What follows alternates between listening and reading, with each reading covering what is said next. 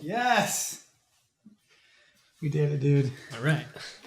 We did it. Made it. All right. So my sound is good. You want to go ahead and check yours? How's I'm this going to bump yours going up along? just a little bit. I should probably be back more at a more reasonable distance too. I'm not Yeah, going that's to be all up right. here the whole We time. could scoot in. Okay. Your sound's a little lower. Okay. So I'll bump up the volume for it. Keep talking. Check, check, 1, 2, 3. Check, 1, 2, 3. Check, check. Pop, pop, pop, pop, pop, pop. Peep, poop, pop, peep, That's better. peep, beep. A little bit. Boom. Sweet. All right, dude. First order of Cheers. business Everyone else, cheers. See what this is all to about. our humble audience. Yeah. Two. Yeah. I actually sent the first episode to my sisters. Oh, nice. So they haven't given me any feedback yet, but I just sent it to them. So. Uh-huh. Yeah, I haven't shared it with anyone yet. I should. Oh shit! Is this a beer? I think so. Is it? Oh yeah, it says beer. Is oh, it yeah. like a It's just sangria sweet. Yeah, it's just kind of sweet, but it's good. Try it out. I'm really curious to see how our audio is going to turn out. Oh, yeah. Nice. Yeah, it tastes like grapefruit juice. Yeah. It's alcoholic. Awesome. Drink that all day. Cheers to that. Yeah, so the lighting is actually good, even if it gets dark outside. We should be fine. I don't think it's going to change too much as the sun goes down. That's awesome, man.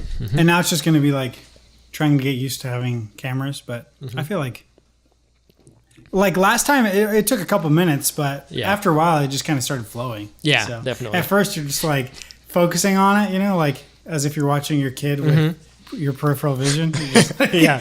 You're like, Timmy, stay close. You little shit. Yep. That's good, man. Yeah, so Jesus, this was a lot of gear to pull over. I think I'm going to leave. I think it's going to be worth it. Yeah, I think I'm going to leave. I might even just leave the microphone, and because it has a case and everything, we can just tuck everything away or whatever. But Okay. Because I have a shock mount, that way we can get these out of the way, and then I'm going to buy another one for you, and you can just reimburse me or whatever. Okay. Should we pick up another one of those mics, or is this one fine and you can mount anything in it? If you want to get one of these, I paid. Well, you could probably just get the microphone by itself. I think I paid $130, and it came with the mic, the mount. Actually, the 20-foot cord. Okay. And the stand. You don't need another stand and stuff. So I'll see if I can find a mic for like $100 or something. Yeah. I know they actually have one at Guitar Center for like $90. That because I bought that one and then set it all up and everything, and then I just happened to be browsing the internet and saw a brand new one because that one was used. Saw a brand new one for like roughly the same cost because Guitar Center, their cord was like $20 for a 5-foot XLR. And so once I started looking online, those prices were just pretty terrible. Crazy, so I was like, I'm just going to return all this and then I'll just buy the set that I saw online. And so once the set that I got online came in, I just returned the other stuff. But yeah, I mean, the microphone sounds great. We'll see how that one sounds as well. Maybe point it right towards your... Right in my face. There you go. Yeah, that should be good. Just because I'm looking at our levels. Peaks. Yeah, our levels. And So is that better? Check, I hope 1, 2, so. 3. I really don't know. I guess what we're going to see. I mean, it's definitely picking up your voice, so it'll definitely be better than the that Yeti that I used last time. But yeah, I'll check for another one of these. Cool. And it's just nice to have the shock mount in case you accidentally hit it. It doesn't fuck up your audio. But yeah, dude, and we might even want to pick up another one of these, or maybe I'll pick up a smaller one. Okay. Because, well, instead of having to lug this around, since I started using it on my computer, just because makes my headphones, since it has amps inside, makes my headphones sound way better because they're powered, because they're big ass cans. And I bought some monitors that thing will push too. So I might pick up another one, and I mean, sweet. You'll have to hear the audio afterwards, but yeah, definitely. It sounds fucking great, dude. Nice. So, have you done any like video reviews or anything like that since? Not since the review that I made before. I really had just been testing this and like trying it in different sound environments and things like that. So when did you pick this stuff up? The mixer? Yeah, so that's called an audio interface because it's the interface. It basically allows us to have something that'll turn all these signals into digital signals so that we can record them on the laptop. Yeah. And I picked that up maybe 2 weeks ago. Okay. Yeah, but oh man, it actually made a big difference because the motherboard that I have on my computer I actually bought because it advertised a DAC built in, so a digital audio converter or whatever. Controller might be. But that was the reason I bought it. But using this, my cans sound even better. So. So I don't know, maybe because it's dedicated, it's better. So like, what do you listen? Are you just an audiophile? You like got to have the best. I'm not a hardcore audiophile. In fact, my hearing is pretty terrible. Well, yeah, you need the best quality you can get. Yeah, like Beethoven, man. So I can actually hear. Jam so loud. I feel it in my bones. It's like, oh, he couldn't actually hear. He just like feels the bass in his heart. Yeah. He's like, it's loud enough. I guess I've always at least tried to appreciate sound quality. Whether I don't know if I can actually tell the difference or not, but it certainly seems so. I mean, we know how powerful the placebo effect can be, but I'm pretty sure that I can certainly tell the difference between like my shitty Bluetooth headphones and my like high quality stereo cans. You know, the fidelity is just awesome. What made the biggest difference? So you know how they say like if you're trying to get better fuel economy, there's like all kinds of crazy stuff you can do. Like you can take the seats out of your car. Right, like people right. are like, oh, you could put acetone in your gas tank. Yeah. Not recommended. Don't do that. Don't do that. Or do. I don't care. Or do, sure. It's your car. But realistically, the best way to improve the mileage in your car is to change your driving habits. Right. So same way with music. It's like there's all these people that are like arguing about the quality of like headphones and speakers and all this other stuff like that. But the fundamental difference that comes into play is when you're actively listening to music versus passively listening to music. Absolutely. And it's like exponentially greater to enjoy music when you're not doing anything else. Oh, and dude. like I listen to music all the time. I listen to it when I work, when I'm driving, all that other stuff. But it's interesting to look at music strictly as an experience of itself. And I think that that's largely been lost in the modern generation because 200 years ago, the only time you heard music was when there was a concert playing and you went and that's what you were doing was you were watching the concert. Right. You went there specifically for that. And of course, like live shows like that are still like that. Yeah. But traditional, just like listening on the radio or whatever, you're never really just listening. But like, I had a professor in college. It was a American rock history class, and he would always start the class and be like, and that was his thing. He's like, I want you guys to actively listen to music. He's like, it's amazing. It'll change the way you hear it. And it was like songs that I had like heard before and I didn't really like. When I really just like listened to them and I didn't do anything else, I was like, wow, this is a good song. And like sometimes you'll hear something that's like one of your favorite songs ever and like actively listen to it. Yeah. And you'll hear a new instrument in the background or a melody that you never realized before. And it totally changes music. It's amazing. Oh, dude. Yeah, I absolutely agree. And I've always wondered it because I've asked people like, or you ask them how much they love music or whatever. And they're like, yeah, I like music. But I've always been a person that can just like when I was a kid, I'd lock my bedroom and turn on my favorite music and I could just listen to it on repeat and I would turn it up to a nice reasonable volume or max it out if it's fucking Eminem or something and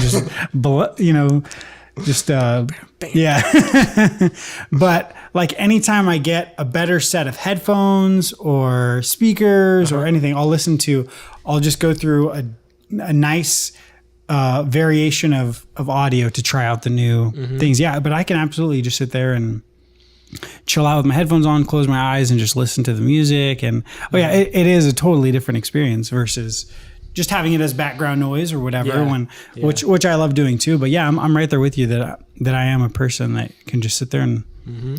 listen to music and appreciate it. Yeah. And yeah, some people are just know which side you're on too, because like if you're riding your motorcycle, you don't want to like drift off like into the sun. Oh, of course, yeah. I don't think I've ever done that. God, I love Tool. Yeah. Fuck yeah. Boom.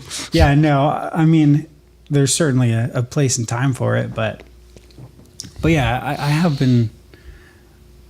I've definitely been known to listen to the same fucking, FLAC audio for. Oh yeah, lossless, bro. Yeah, dude, lossless. I remember. So oh my fun. God, dude! Back in the day, like dial-up days. Like, Dude, FLAC files are like 150 FLAC files megabytes. are just insane. Or Like, you can get the craptastic MP3 that was MP3. 3, 4 at the most. Yeah, because it's like 64 kilobytes, something. Yeah. Some terrible bit. What is it? Not bitstream. Is it bitstream? Bitrate. Bitrate. Yeah. Yeah, dude, that's all I used to do whenever I first got the internet back in. I don't even remember what year that would be, but I was a young teenager, and I would. What the hell? I would have. What was the service? Earthlink. Oh man, That was like AOL days. dude. Yeah, I had Earthlink. I wonder if they're still around. That's a good question. Yeah, But yeah, I would just download on fucking Kazaa or ShareBear or whatever service. LimeWire. LimeWire. Yeah. I guess I don't. They went through phases, so I don't know what that era get was. shut down. They start up. They shut down. Yeah, because I started back when Napster was still going, but Napster was the first to fall because they were centrally hosted, right? It wasn't peer to peer. Yeah, Metallica took them down pretty hard. Thanks a lot, Metallica. Lars Umlaut. It was, dude. It was. I remember he wore. I think it was like the MTV Awards or something. He wore a Napster shirt to the MTV Awards. Yeah, just to be a dick. Which is pretty funny though. I'm sure. Actually, I think Napster's still alive, or they got bought out by Rhapsody or something. Yeah. So Napster. Yeah, they got out by somebody and they like went legit or whatever, and they were a streaming service for a while. They're probably still around. Yeah, I mean, they're definitely not a competitor compared to Spotify or actually, I haven't heard Rhapsody in a while either. I'm sure that's still out, but it's Rhapsody is definitely still out because they have a subscription service now. I used them a while back before there were other good streaming services out. Now I just use Google Play Music Unlimited. Yeah, I just have because you can do a family plan for like $15. Yeah. Have 5 people on it. So yeah, that's the same with me and Spotify.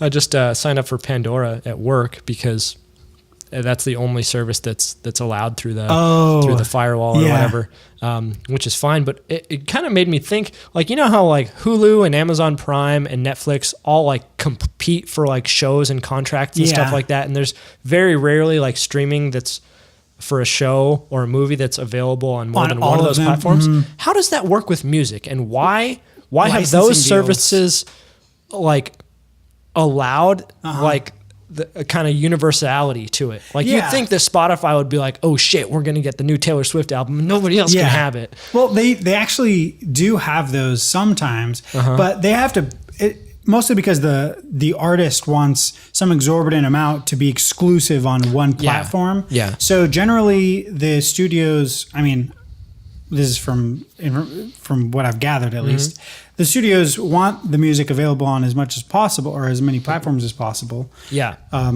So, I mean, it is sort of universal versus, that's what I hate about streaming services for video, at least, is the fact that like Hulu is where you get your TV, but Netflix is where you get your movies. Did that just stop? Maybe. That's weird. I'm going to check it just to be sure. But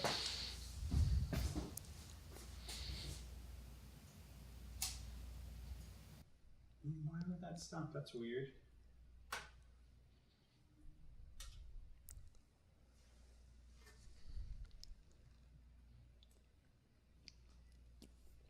I think that may have been I think we may have known about that. I think that's one of the things. I feel like that happened. The entry level shit, like when we were filming back in the day. Like, this is going great. But at least that one will still be running, so we'll just cut to that. Okay. To my empty chair whenever my sweet empty chair shot. So I guess the fundamental difference being, I mean, so when you have an artist producing music, I mean, if they're kind of a superstar, I guess they have their own hand in the pot, so to speak, of like all the cash. But it seems like if there's a record company that owns all the rights to the music, they would treat it you'd expect them to treat it the same way that like a TV studio like Fox or Disney or something like that would treat a TV show. Be like, oh, we want it on our streaming service only. Yeah. And, because they want more subscribers. Like, yeah, you have to wonder, like, why aren't these music producers in bed with a certain distribution channel? Yeah, like Spotify or Pandora or anything like that. And then, like, all their music from this particular record label like goes to this one streaming service only. That makes sense. I think it's because, like, I mean, movie studios are doing that, but these channels, Netflix and Hulu, they are paying them hundreds of millions of dollars for one movie. Yeah. Whereas maybe it's because the music streaming services are almost volatile. Like you'll see one pop up and then kind of die out months later or whatever. Mm-hmm. So, I mean, maybe that has something to do with it. Maybe it's because they only get fucking pennies for plays now. So they want as many options to recoup that money or whatever. Yeah. Whereas movies, they're like, yeah, we'll give it to you for $200 million. Sure. And we'll sign a 4-movie contract or whatever. Yeah. Whereas the music streaming, there have been a few, I think, like, I guess I can't say specifically what artists have done it, but I've certainly heard, like Taylor Swift is only launching it on this streaming service or whatever. And I'm sure they did pay her a shitload of money or whatever artist did it. But yeah, I think maybe it's just to have, or maybe it happens a lot and I just don't know about it because I don't listen to that music. Yeah. Like I don't seek out things that I don't listen to. Yeah, exactly. Like the artists that we listen to just don't do that kind of shit or whatever. Yeah, I mean, maybe that's the case. But yeah, funny that you say that because, like, I'm sure my Google Play Music is only like 320 kilobits per second or whatever for streaming. So, I mean, I certainly don't listen to FLAC on the daily. Definitely not. Usually it's like, although I think you can get on YouTube but you got to bump up the resolution of the video to like 4K to get better audio as well. Which is weird. I feel like, why not make them independent? Yeah. Or at least have the option to make them independent. Yeah, I agree. Like they should have, okay, sure, maybe you want 720 video, but do you want higher quality audio? Do you want craptastic audio? Do you want fucking 4K? Hey. You're just watching some video, you don't care about the audio, just drop that. And I mean, although the audio really doesn't take up much of the bandwidth. No, it doesn't. No, it doesn't. I have to wonder, like, statistically, if YouTube gave that option to people and they're like, we can save, 1% of our bandwidth by not automatically bumping up the audio quality. Yeah. That's probably like a multi-million-dollar savings, right? Dude, yeah, it's crazy how, it's crazy to think about such a small change would make such a drastic impact. Yeah. That's crazy. I mean, because the server farms that Google has, just warehouses and warehouses full of fucking servers. Yeah. That's crazy. I'd be interested to like take a tour or at least look in. I mean, I'm sure the tour wouldn't be very exciting. Have you seen Silicon Valley? Yeah. Like that guy that walks his off. The guy with the ponytail. He's like, hey, follow me. So this is the server rack. This is where your boxes are going to go. And if you follow me down, it's like so far. Dude. But they fucking nailed it with that show, man. Yeah, I love that show. Newest season. I don't think I've finished the newest season. I don't remember where I am. I'm close to the end of the series, but yeah, dude, that's definitely a show that I could just watch forever, man. If you get a chance, have you ever seen Henry's Kitchen on YouTube? I don't think so. So it's that guy with the ponytail. Oh, really? He's been making videos on YouTube for a long time. Really? And they're like ghetto. Like they're like old school, like filmed alone. Really? But like they're really funny. He has there's a series called Henry's Kitchen where he like tries to cook stuff and like he just generally like fucks up and just like goes with it anyway. Oh, dude, that's awesome. I didn't know he fucking did videos. Yeah. That's so cool. I saw a video recently. Do you know who H3H3 are? Mm-mm. Okay, they're on YouTube. They're pretty popular, but they just do weird videos and stuff. Lately, they just mostly do their podcast, but what the hell? They had Let me fucking remember how it went. Oh my God. Now my mind's blank. What's it about? They had a video on there. It was about this dude that fucking made like a hot dog dinner, but it was like he put it into a blender. Oh, but It sounds. Oh, dude, horrific. It looked disgusting. It was like mango and hot dog or something, and he blended it up. I think it was, and he like takes a drink of it or something. He's like, "Yeah, that's terrible. I'm not gonna." But I guess he does videos like that, Okay, where they're just cringy, cringy food or shit like that. Yep. It just blows me away that like when people like get a following and like YouTube pays them to do that. Like they get money. Like maybe it's not their primary source of income, but it's definitely some scratch on the side, you know? Like just for like doing crazy shit, like blending up mangoes and hot dogs and like drinking it and being like, "Yep, it's bad." Yeah. Who would have thought? Yeah.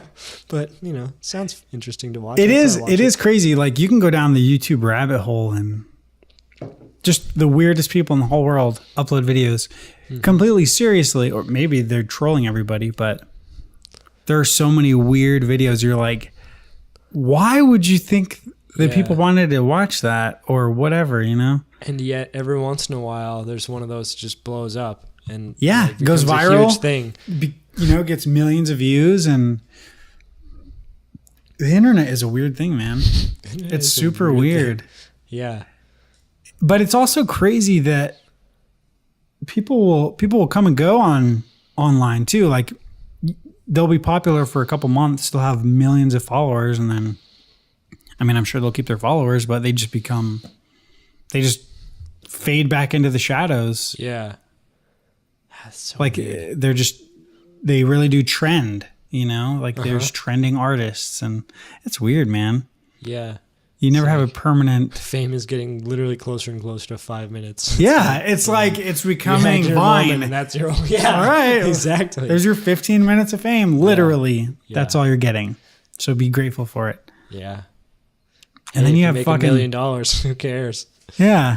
And then you have people like... What the hell was that little girl that...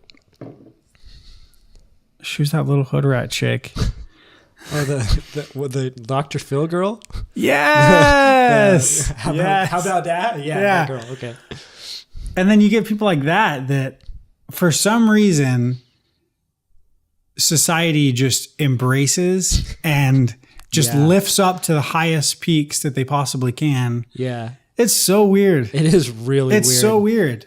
And then, you know, I mean, like Donald Trump, that kind of person it just blows me away that people take their willingness to be honest, which really is just being an asshole.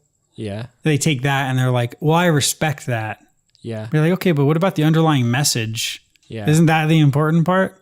It's interesting that we're entering an age where authenticity is valued more than anything.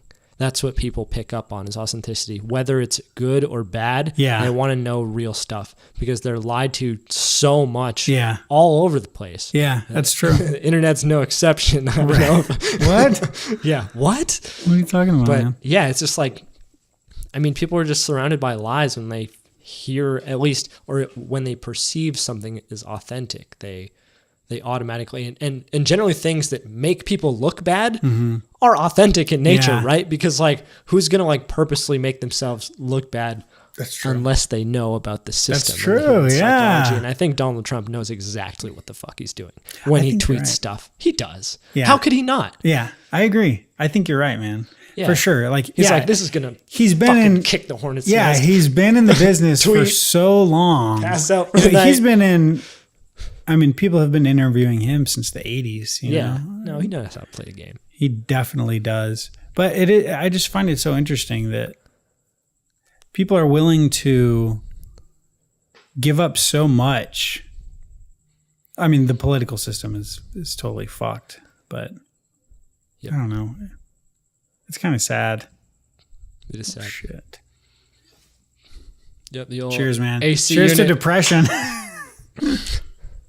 May we all experience it many more times. Oh, we will. We most definitely will. Mm-hmm. Did you see Elon Musk on I Rogan? saw headlines and I was reading the Wall Street Journal. Why did everyone blow up? I don't understand it. Like, it's just one of those things where it's like high-profile executives smoking weed. I mean, it's like legal in California, but it's federally illegal. yeah, And, he's supposed to be professional, Right. I guess. But, like, I don't know what people expected. I'm surprised it's been Blown made as big a deal as it is because Elon Musk has been very clear that he doesn't really care about the public perception of his Right. companies, or like if they're, I don't want to say he doesn't care if they make money. He definitely does. He wants his companies to be profitable, Yeah. but he's not concerned about public opinion of his companies really. And he's definitely not concerned about public opinion of himself. yeah. And yeah, it's just weird to me. It's like, I saw that and I was like, I saw the picture of him and I was like, this is Just great. all- This is going to be a meme if it isn't already. And it was. And I was like, Sure this is shit. perfect. I was a little bit surprised to see that though. He just like rolls into the Joe Rogan podcast in like a t-shirt and like hits this mad doobie and just like, yeah, I'll have to watch that. That episode. I haven't seen it yet. It's pretty good. It was really cool just to hear Musk just talk so casually. Usually he's being interviewed on one of his company's very specific topics and stuff. And Joe, he loves to like jump around on, just talks about a variety of things. And so yeah, it was interesting to hear his take. Of course, they talked about AI, the imminent doom of AI. So that was interesting. Talked about. I saw the headline about like, are we living in a simulation? Oh yeah, they and talked about that. Elon Musk has been interviewed about that before, and I always thought that he got annoyed when people asked him that because people like asked him that all the time. And he's like, what? I guess that would become annoying. Yeah, wouldn't it? If everyone asked you the same fucking questions. You idiot. How would you? Let me ask you a question. How would you change your life if it was a simulation? Yeah, that's an interesting thing to be. That's a great question. Would you change your life if you knew that this was a simulation? That's a great question. I guess I don't know. Because really it doesn't know. change the consequences of your actions. Doesn't change. It but really doesn't changes, change anything. Because what can you do? You're stuck in that simulation. It's just the true knowledge of what happens after you die, right? Would you'd probably fear, well, you probably wouldn't fear death. Because there's nothing to fear. Yeah. You just get formatted. But by also not fearing death, you probably also wouldn't value your life, which is different than just not fearing death, right? Because you're like, if this is like, I don't want to die, not because I'm afraid of death, but because I feel like there's a lot to live for. Yeah. But if I knew that there was going to be another life after this, if it didn't just take faith, then I'd be like, yeah, whatever. Top up my bike, drive crazy. I guess. Whatever. I don't know. Crimes. Yeah, become, what was that movie where everyone kills each other? The Battle Royale? No. Oh, that's Hunger Games? Hunger Games, that's a good one, but there's a bunch of those goddamn movies. Fucking T2I. So I can I'll just kind of fill in the void here, even though we'll just have an empty chair with Somebody my help audio. me! There's gotta be a way to change that. Anyway, all right. Well, I think it's a limit for a time limit, and I don't know. I actually have no idea. I'm speculating here. Yeah. But going back to knowing that we're in a simulation, oh, dude, that's super interesting to me. I really don't know if it would make me value my life less. I really don't know. Are you even alive? Well, yeah. I mean, if you're a simulation, does that count? Are you as alive outside the simulation? And I doubt it. I doubt we would be alive outside of the simulation, because what the hell's the point of the simulation? Oh, Elon Musk has said something that was interesting to me. When you make a simulation, you're basically boiling it down to the most interesting aspects of whatever you're simulating. So, like if you're simulating a car crash, you're pretty much only simulating the vehicles and what they're going to do to each other. glass shattering and bodies moving. Yeah, only what you want to see. You're not simulating the outside world. You're not simulating the day in the life of a car. Yep. It's just the car crash. So if we are in a simulation, then he proposed that is life outside of the simulation much more boring than what we experience? Yeah. You know what I mean? I thought it was an interesting idea. And that's immediately what I always think about is, we're at this peak, not peak. We're on this path of technology and innovation that is inevitably going to lead to maybe not the sophistication that we're, experiencing reality right now, but in 1,000 years or 2,000 years, who knows? But where was I going with that? Fucking T2I. Stupid T2I. Wow. Why did it time out so fast? Is the battery dead? No, it can't die. I actually have it plugged in. So it literally cannot die. Actually, cannot die.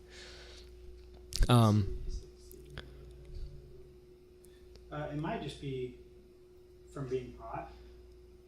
Huh. The heat.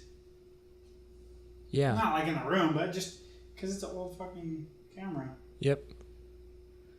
Cool off for a second. I wish you could turn off the display. Well, I'm sure that would help cool it off. Anyways. So you have to wonder, it's like in 1,000 years, we're brains in a jar, and maybe we can perceive the world around us, but we're just solving problems with our brains. Or, I mean, yeah, even then there's gonna come a point where computing power surpasses brain power. For sure. It's gonna be way less than 1,000 years too, probably less than 100 years even. Yeah. It could be. And when for AI. A truly artificial intelligence has, I just wonder about all the possibilities associated with that, because when you have a human brain that has access to and a way to organize all of the information on the internet simultaneously, what sort of connections would that brain make that no other human has made, just because we have to read? Exactly. We can't just know it. Exactly. And we forget things too. Yeah. And we improperly remember things. Right. Oh, we're terrible at remembering things. Yeah. And like never making a mathematical mistake again. That's crazy. Insane. Even things that are statistical in nature, there's a 99.999% probability that this is true if a computer spits it out. Yeah. I mean, I think the brain power in general will just be on another level. I wonder how it's going to be implemented, because if you think about it, I mean, is it going to be once you turn 25, you can get a Neuralink or whatever? And will it be before that? Will you need to get to 25? Will your brain, does it inherently have the capacity to do this? Or do you need to go through a certain process before your mind is ready to be connected to such a vast amount of information, you know? Because, you will be able to process so much, and most of it will be offloaded onto the server and in the cloud or whatever. And I mean, and I'm sure there will be people against that who will be exclusively like organic based or whatever. Like they won't use computers. And I'm sure there really will be a split where no, computers are taking us in a weird place. We're just going to go back to basics, to whatever. You too? At 5D?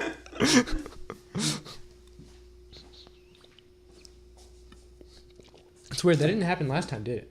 I'm going to turn the AC down just in case it is heat related.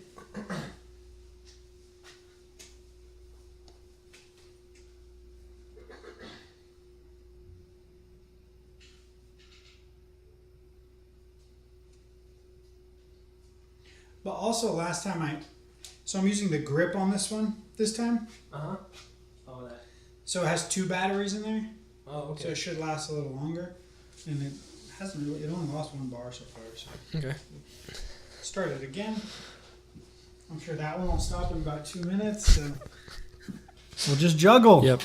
So, and you have to wonder how the perception of time is going to work in a simulation relative to real life. Oh my God. Right? So like, what if you you work in this advanced society you put in your time, whatever it is, of whatever work needs to be done, something that we don't even have a concept of. Yeah. And then you earn your ability to go back and live in a lifetime in the fun time.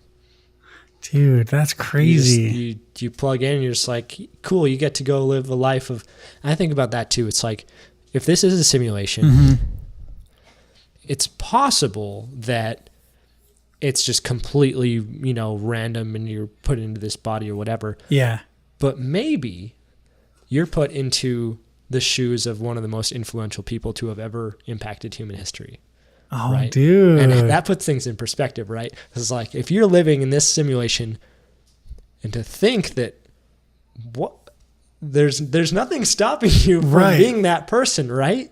In the context. So it's like, wow, like what can I even do that would impact something in such a powerful way? And it's just something to think about.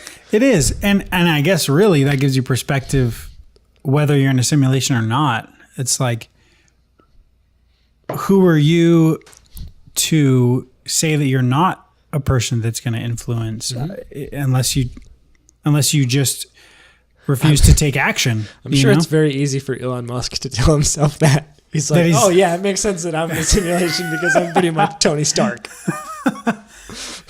Yeah, I guess that makes sense. When you're living a pretty cool life, but I guess then again, he's been through a couple divorces and whatever. Yeah, he's been through a lot of shit. I mean, there's a lot of people that hate him. People think he's like an evil, but he's just a fucking normal guy that does what he wants pretty much. And he's not your typical CEO that is going to look, prim and proper or whatever. And yeah. He's an interesting person though, for sure. I mean, he has initiated so many different, not markets, but industries, I guess, he's at least innovated in those industries. So, yeah, I heard I was listening to a podcast. It was basically PayPal and eBay. It was on American Innovations? No, not on American Innovations. It was their Business Wars. Okay. But yeah, they talked about Elon Musk because he started up a company called X. That's when he got started, I guess, which is basically an online precursor to PayPal, wasn't it? They bought X. They were competitors. X was Elon Musk's. PayPal saw them. They liked some of their technology, so they bought them. So they became one company.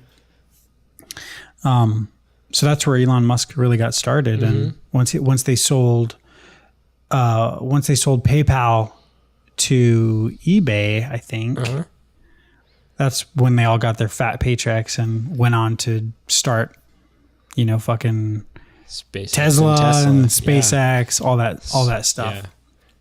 Yeah. He just bought into Solar City, right? He didn't start. I think they bought. If they didn't buy the entire company, they certainly bought a majority in it. I hope they expand Solar City, man.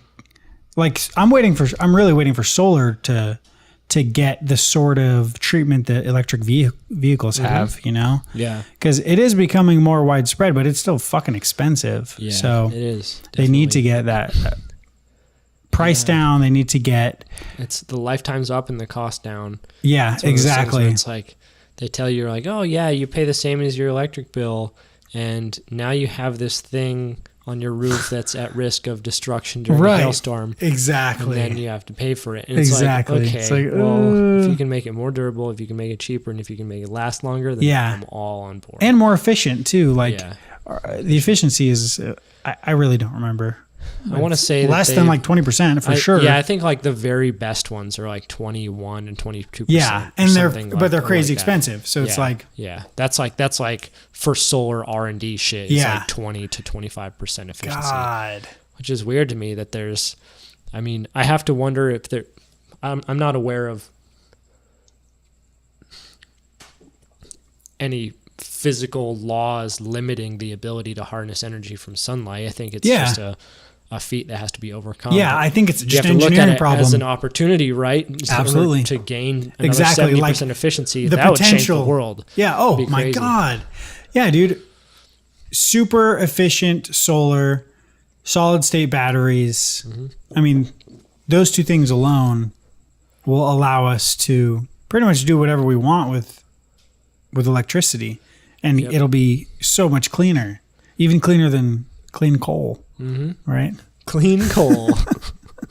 So clean. So clean. It's clear. It's not actually black. It's like glass.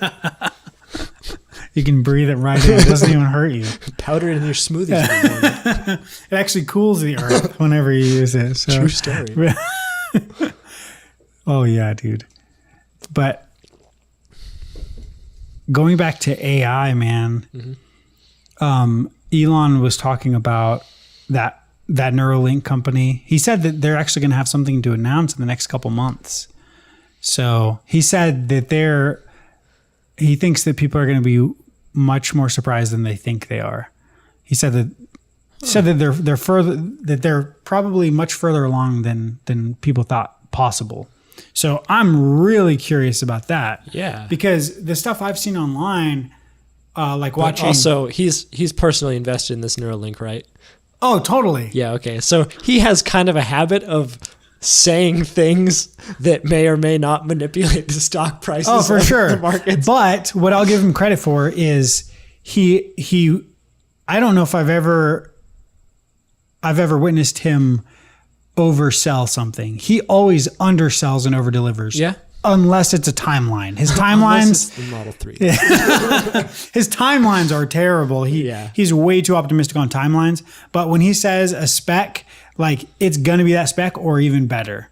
So yeah, that's very true. So I definitely trust that we'll be surprised. Maybe he'll say, oh, this will be out in the next 10 years and maybe it'll be 15 or 20 years realistically. Yeah. But you said this Neuralink thing, it's like a thing you put on your head, right? So no, it's that like weird alien thing that like covers your brain.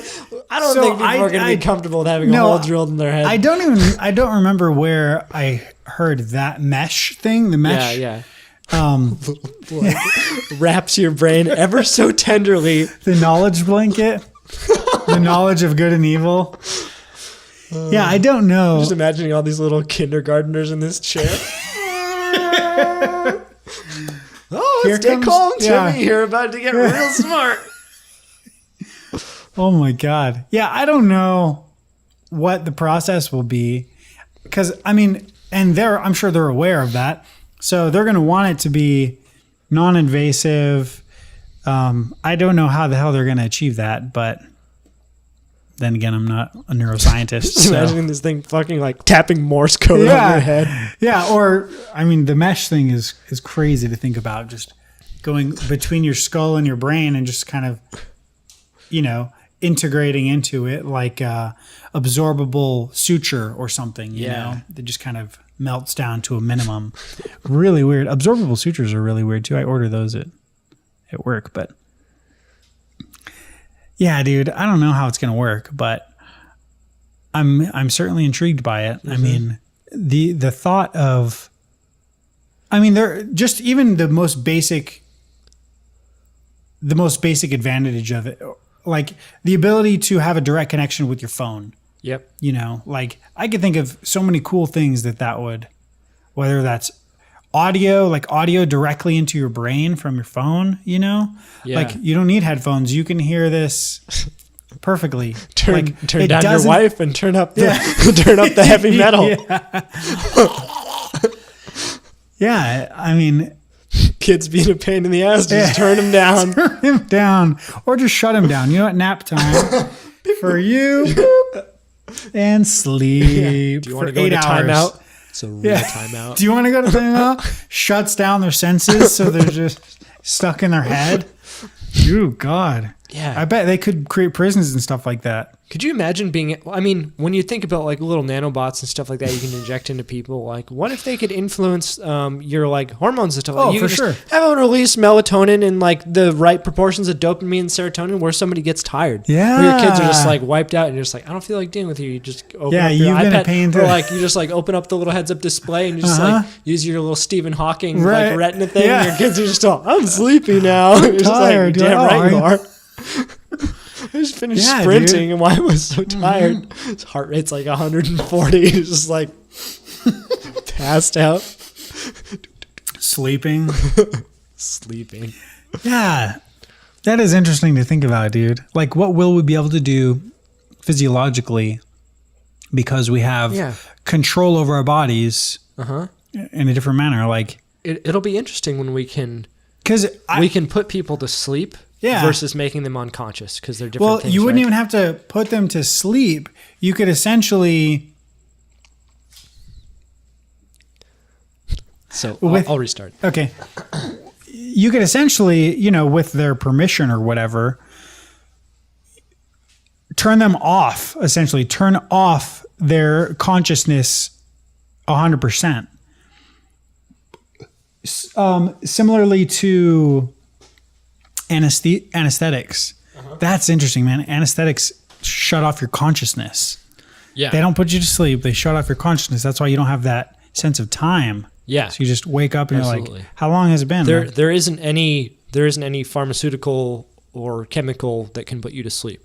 They all make you unconscious. Yeah, it's crazy. Yeah, artificially. And like that's such a weird distinction, right? I'm so curious about that effect in terms of consciousness. It's like, how would that revolutionize surgery if you could actually make someone sleep through a surgery instead of just be unconscious for it? Right. Like, it would actually be a rejuvenative experience. You're getting rest while you're actually while your robot arm is being installed. Like, there's no more doctors being like, make sure you get plenty of rest the day before. It's like, no, just sleep through the surgery. Just sleep. It's a 12-hour surgery. You're going to be out the whole time. Totally fine. Yeah, wake up, have some breakfast. You're going to feel great. The neurochem is going to align with your comfort blanket around your brain. Yeah, I'm really interested in the future of medicine, man. Like, just working so close to healthcare. Mm-hmm. I mean, technology.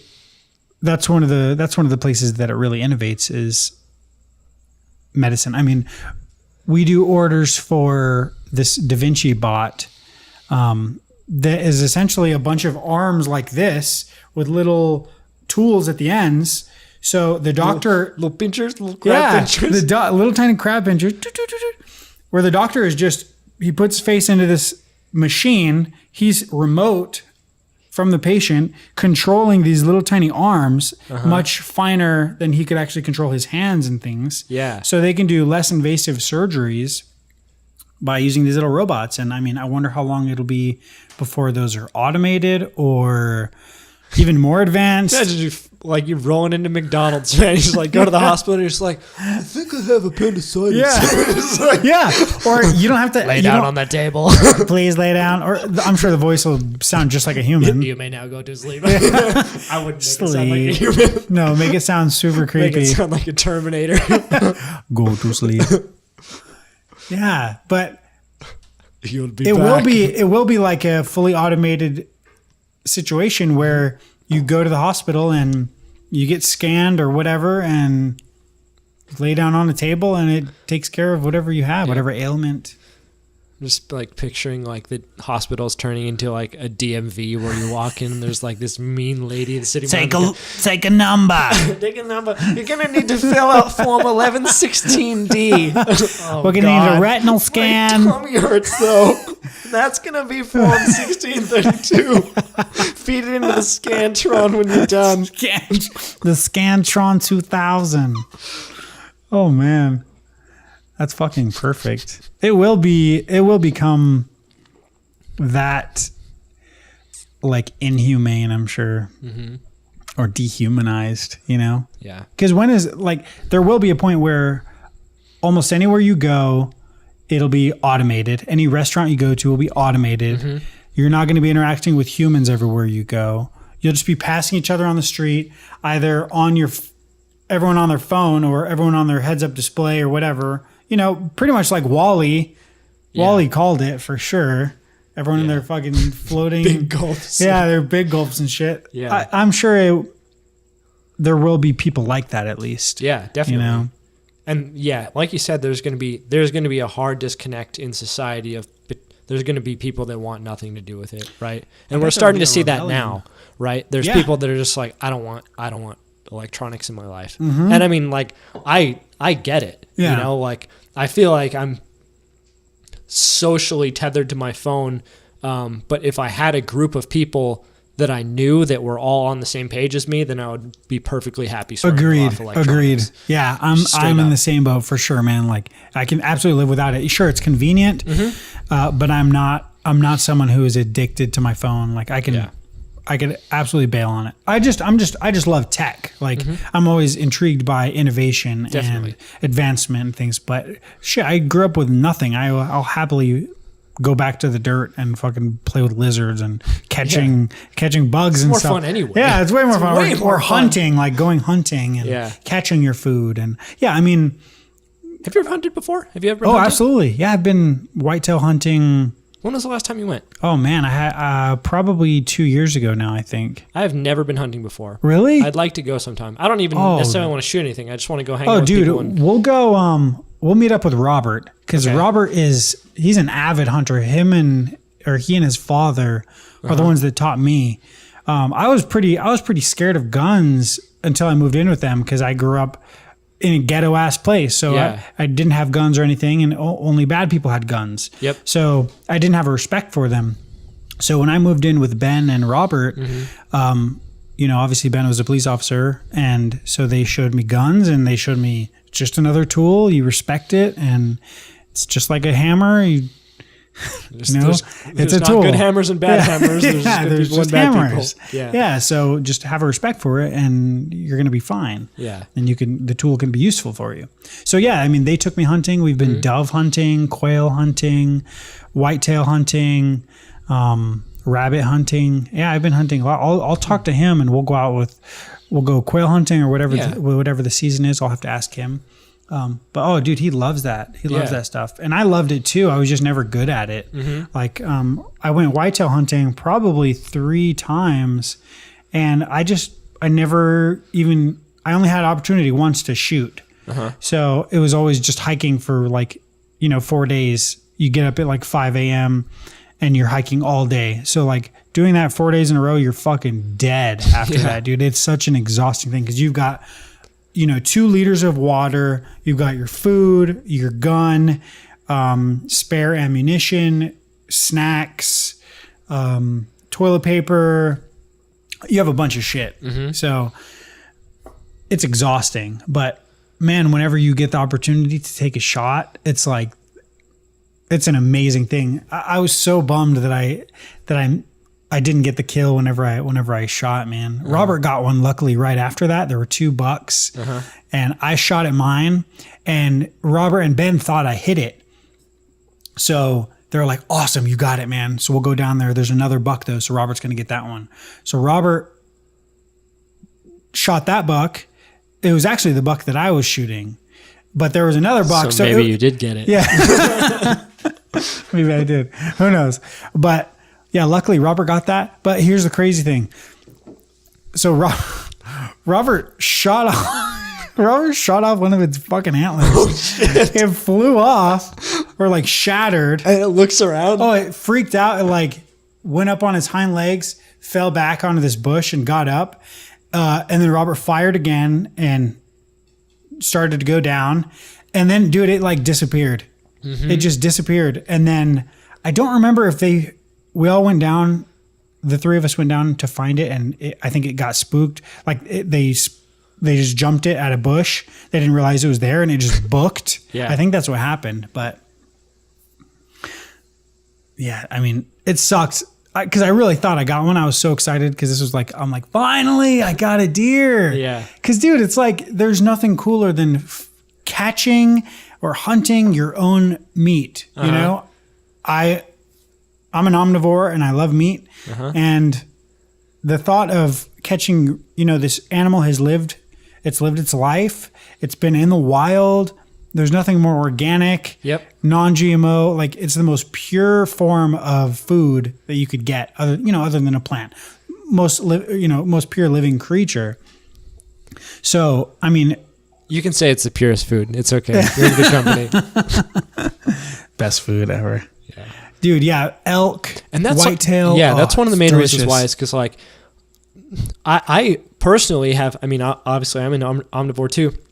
I have more of an ethical issue with eating industrial agriculture raised food than I do actually hunting. And it's also different because you take personal responsibility for taking the life of an animal, and it's your responsibility to use it responsibly, right? And you know where it grew up and where it lived and where it died and stuff like that, and you're totally disconnected from having a respect for.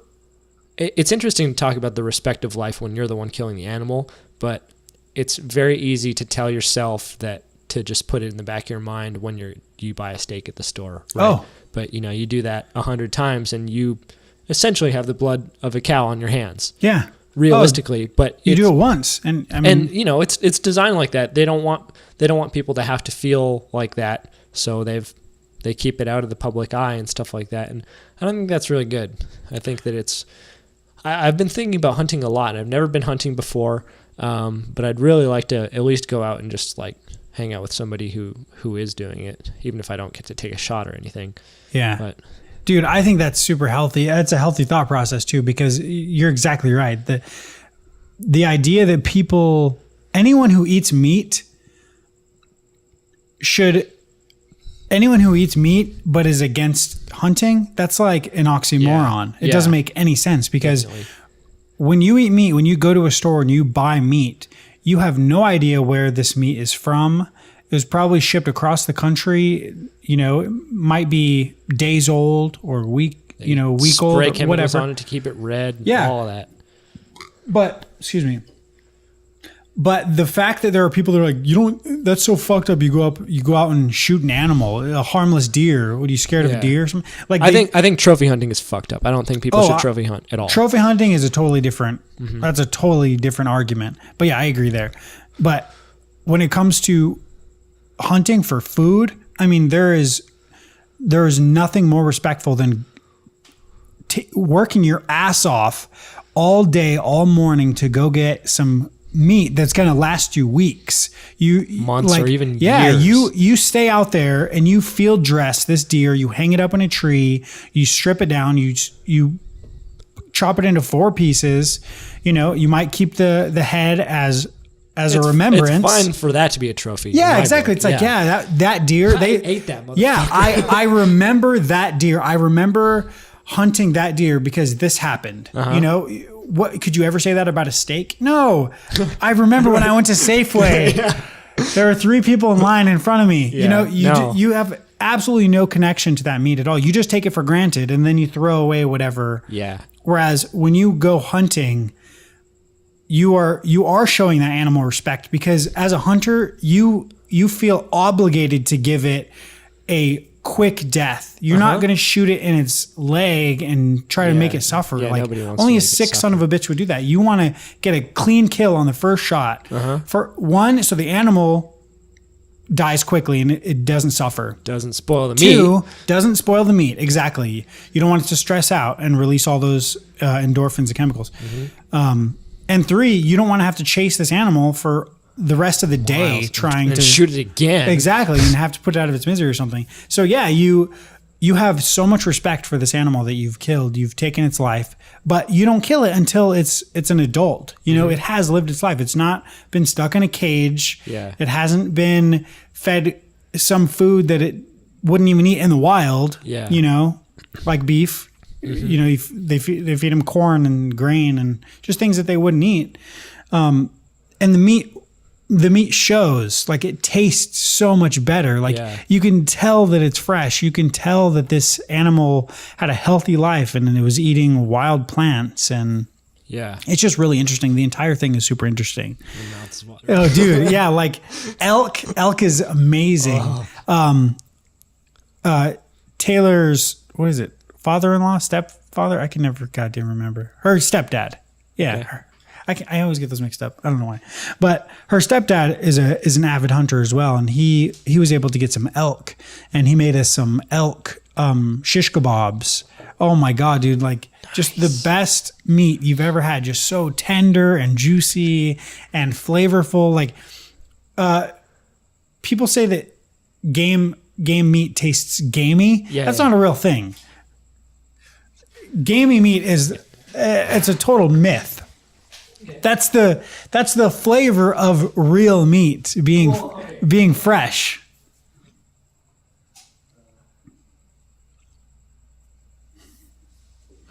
This show brought to you by Stiegel, Radler grapefruit. I probably said that terribly. Salzburger. So I think that there are degrees of gaminess, and I can't say I've had something that I felt tasted gamey. I think I've definitely had a fresh deer and fresh elk before when I've been given by friends, family, whatever. But I think that there's a spectrum, and I think that some animals, when people say gamey, like javelina, for example, I think is one of those super duper like gamey, and what they mean by gamey is it tastes bad. Yeah, I guess it's just a flavor though. It's like you don't say strawberries are gamey compared to blueberries or whatever. It's just a different flavor. It just it's just a different chemical makeup. Sometimes that flavor is bad. Yeah, I agree. Yeah, not all meat is good. I'll have to ask my parents for the story, but my grandfather, when my parents got married, he had a pit barbecue, and I forget the reasoning, and I'll have to clarify this story with them, but they had a pit barbecue, so they dug a hole, and they put the coals down in this hole, and they put an entire roast pig and like buried it in the whole 9 yards, and they did a javelina as well, and they ended up accidentally serving javelina to the wedding party. Oh my!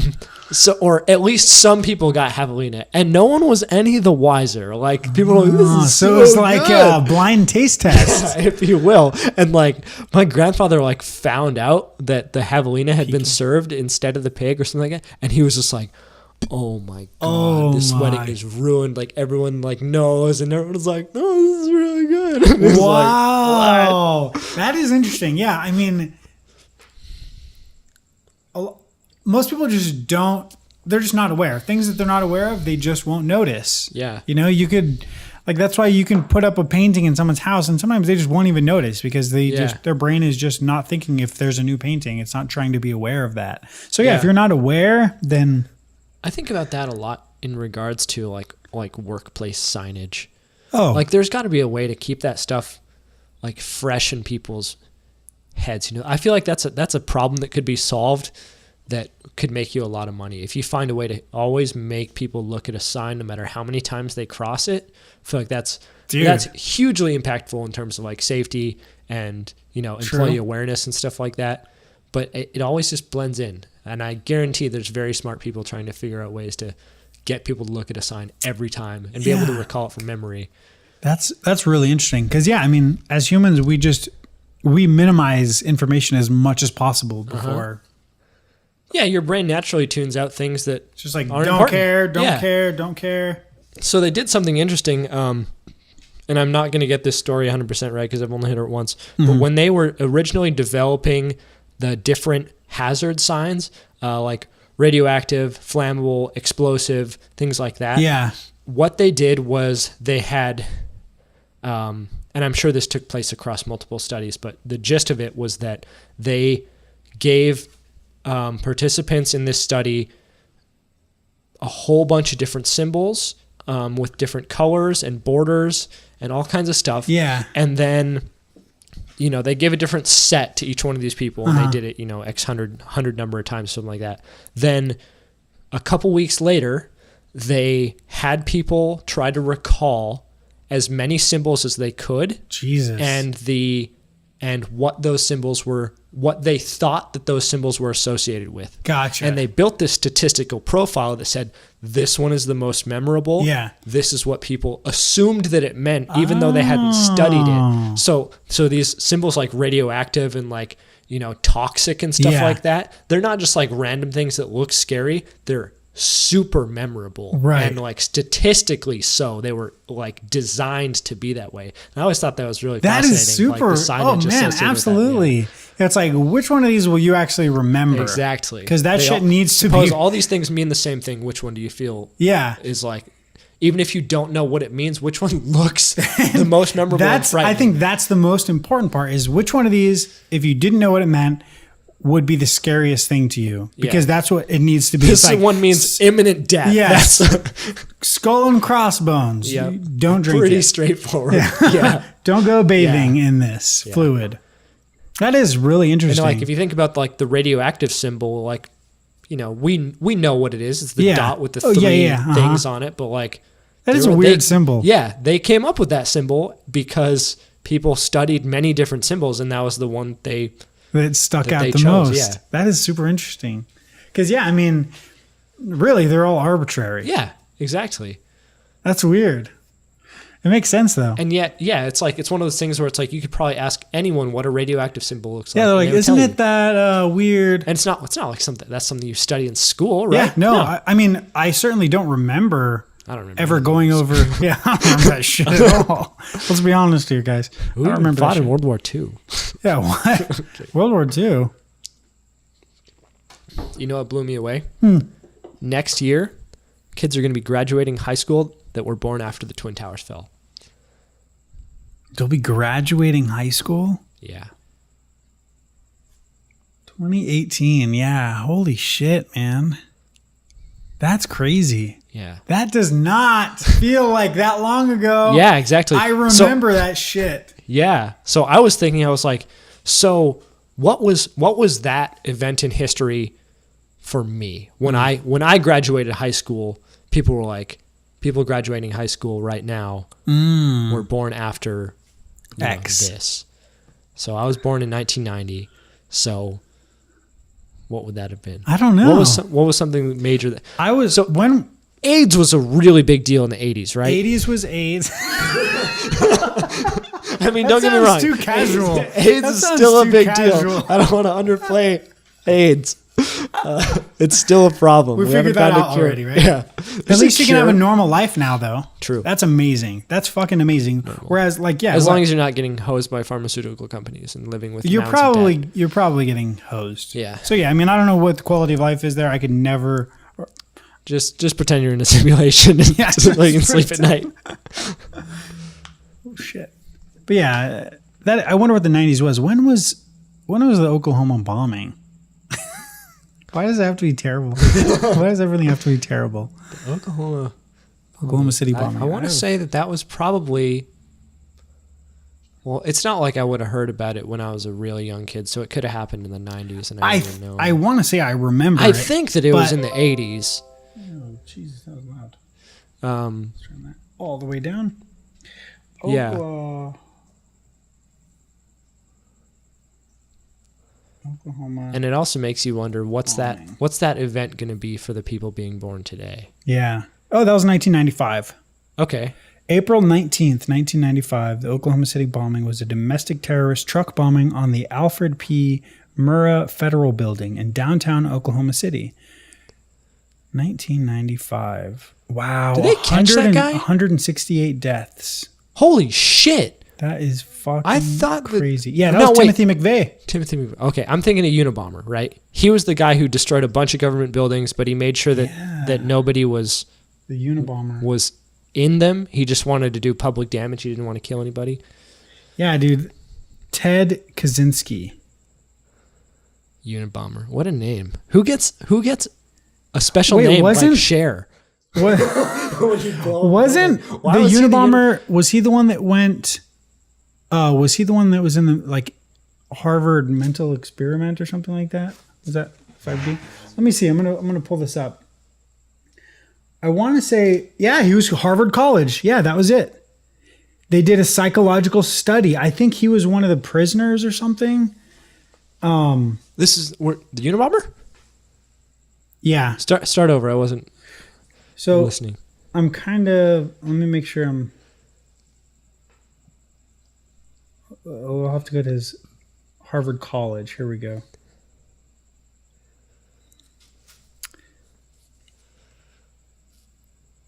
Precocious. I don't know what precocious means. What the hell does that mean? Precocious. I'm not sure I can tell you the definition. Okay, good. Well, hey, if you don't know, then I'm not gonna find it. You don't know, then it's not important. So I don't know if this is. Yeah, psychological study. Yes. Okay. So As a sophomore, Kaczynski participated in a study described by author Alston Chase as a purposely brutalizing psychological experiment led by Harvard psychologist Henry Murray. Basically, they locked up some students. Some of them played the prison guard. He was in the Harvard prison experiment? And I did not know that. And he went on to... Holy shit. So was he a guard or a prisoner in the experiment? I think they switched. Whoa. I think they switched halfway through. So did they? Let me see. That blows me away. I had no idea. This is the same thing, right? This is the Harvard prison experiment? I thought that happened in like the 60s or the 70s or earlier. Oh, then let me double check. I may be mixing up two things. Okay. And were asked to write essays detailing their personal beliefs and aspirations. The essays were turned over to an anonymous attorney who in later sessions would confront and belittle the subject, making vehemently sweeping and personally abusive attacks, using the content of their essays as ammunition, while electrodes monitored the subject's physiological reactions. Yeah, that's definitely not the Harvard prison experiment. That's not it. It's something else. So they did some mind control. Jesus. Okay. So they definitely put him through some shit. Yeah. So yeah, maybe that. I guess that would be pretty insane. What kind of student signs up for that? Like how much? I don't know. They pay him like $15 an hour I think, to just be mentally abused for like weeks.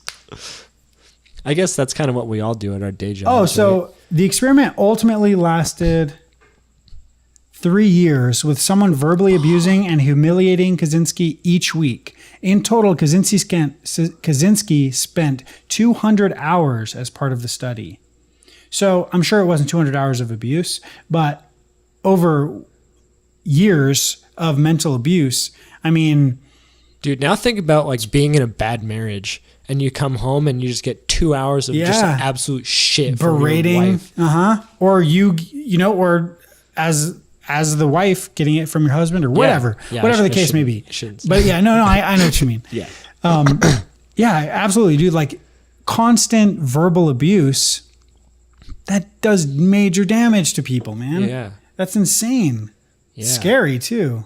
It is scary. I'm gonna have to blur that because I think I had bookmarks, but none of the bookmarks are bad.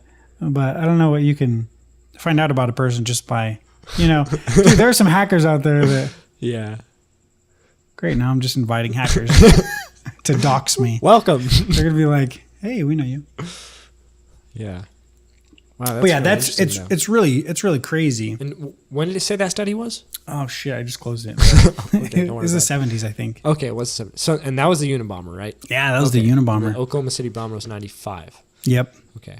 Yeah. But I definitely don't remember hearing about. And I don't know what his history was, the Oklahoma City bomber. You know, we should do an episode on just killers and terrorism and maybe the history of those actors. And yeah, we can look into some of those people. Just make a list. Like we could have 5 people or whatever and go over their history and just talk about it. Yeah. Talk about the shitty things we can come to a reasonable conclusion as to why they did what they did. Yeah. And see if there's a commonality between their stories and stuff. Yeah. Yeah. I think that'd be interesting to do. Because a lot of their stories are really weird. And some of them are very normal, which is even more weird if you think about it. Like, yeah, they had a very normal life. And then they just decided to snap and do this. Like the Zodiac Killer. That one, I don't know if we should even talk about that because it's like they don't know who the fuck it was. So, oh, they never caught the Zodiac Killer. They never caught him. Holy shit! When was that? And there's just, I don't remember. How many people did he kill? Do they think we're gonna have to do it? That guy just died. Yeah. Okay. Give it one more shot.